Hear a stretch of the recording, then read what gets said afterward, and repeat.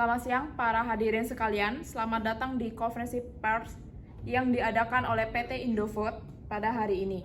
Konferensi pada kesempatan kali ini diadakan dengan maksud klarifikasi serta bentuk permohonan maaf dari PT Indofood atas kasus kurang mengenakan yang baru saja menimpa akhir-akhir ini.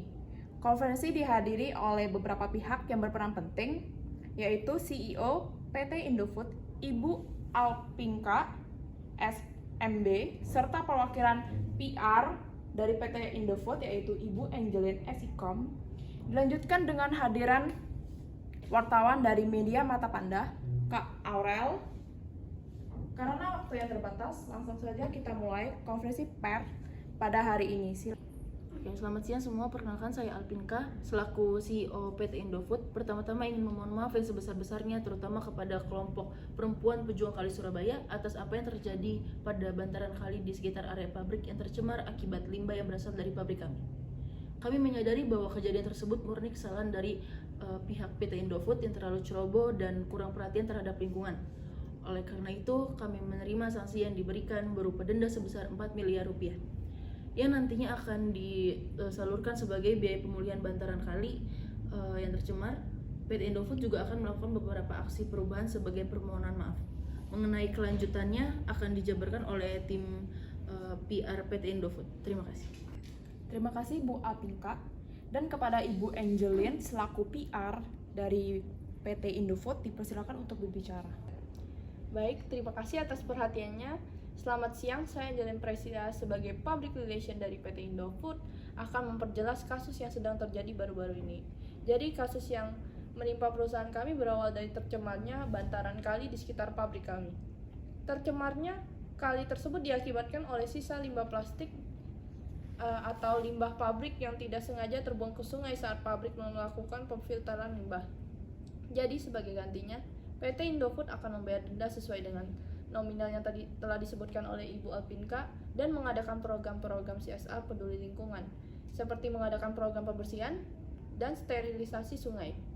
Perusahaan juga mengubah proses akhir produksi dengan mengolah kembali limbah sisa produksi kemudian diuraikan menjadi bahan-bahan yang dapat digunakan. Kalau kemungkinan berarti sungai akan tercemar dong. Gimana sih PT Indofood memperbaiki masalah atau memperkeruh keadaan?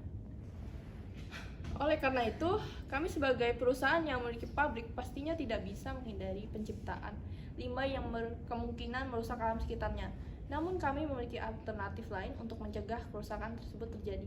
Seperti yang tadi sudah saya sebutkan, perusahaan akan melakukan pengolahan limbah kembali, dan sebelumnya kami telah menjalin kerjasama dengan salah satu pabrik di Jepang yang memiliki teknologi penghancur limbah yang biasanya sampah-sampah itu tidak bisa didaur ulang.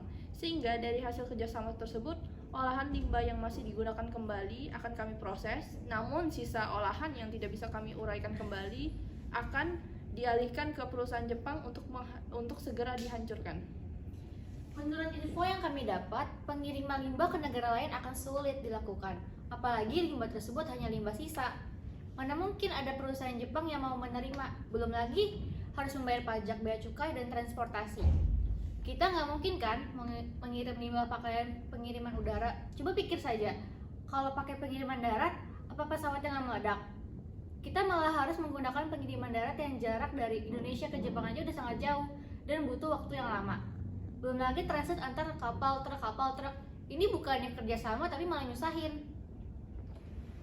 Mengenai kerjasama yang kami lakukan, kami sepakat untuk membuka cabang di Indonesia sehingga tidak hanya perusahaan kami yang dapat bekerja sama dengan perusahaan tersebut, melainkan perusahaan-perusahaan lain juga dapat ikut berkontribusi untuk mengurangi pencemaran sungai limbah pabrik. Dengan begitu, kami tidak perlu membuang tenaga mengirimkan limbah ke Jepang dan malah turut membantu perusahaan lain untuk turut peduli terhadap lingkungan. Apakah masih ada lagi yang ingin disampaikan dari Ibu Angeline dan Kak Aurel? Dari saya tidak ada lagi. Dari saya juga nggak ada lagi. Baik, kalau begitu sudah clear ya klarifikasi dari PT Indofood. Sebelum konferensi pers ini diakhiri, saya akan memberikan sedikit kesimpulan bahwa PT Indofood telah mengakui kesalahan mereka, yaitu tercemarnya bantara kali di sekitar pabrik PT Indofood. Pihak perusahaan juga akan membayar denda senilai 4 miliar dan melakukan program CIR, aksi kepedulian terhadap lingkungan, serta melakukan kerjasama dengan perusahaan Jepang yang berfokus pada pengelolaan limbah. Demikian konferensi pers pada hari ini. Semoga tidak ada keliruan informasi dari awak media maupun para hadirin yang hadir pada konferensi pers hari ini. Saya Jolene Delisia selaku moderator pada hari ini mohon izin undur diri dan terima kasih.